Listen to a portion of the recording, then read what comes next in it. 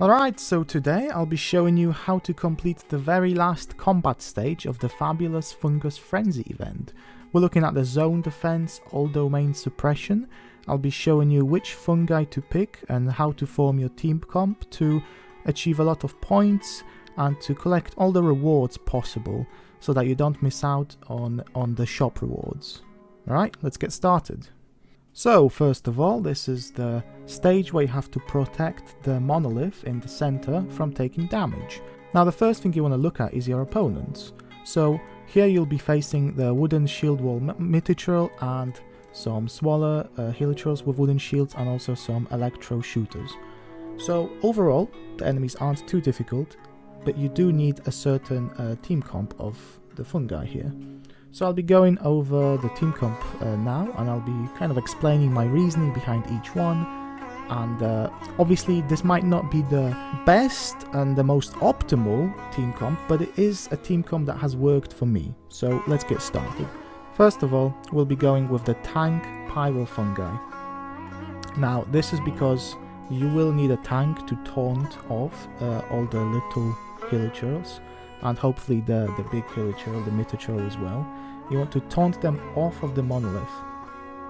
Now, looking at the fungi archive here, the pyro tank, I've named him Flamewrath. He can also use the skill which pulls enemies together and will also blast them with fire. Now, the fire will burn the wooden shields, which is very useful. You want to get those shields down as soon as you can, and then you want to start damaging the Hilichurls. So the pull alone is very good, and because he's a tank, he will taunt. Next, you'll be going with the damage, the DPS pyro fungi.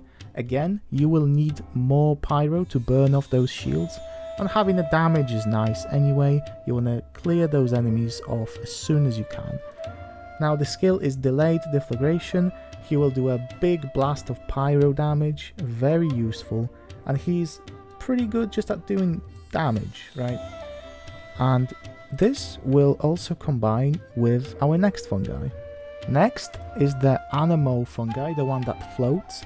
He's a support booster fungi, and let's have a look at him here. He does the Vortex of Blades. Now this is very useful. This is probably the most useful ability you will be needing in this stage, because this will pull all of the Hilichurl shooters together.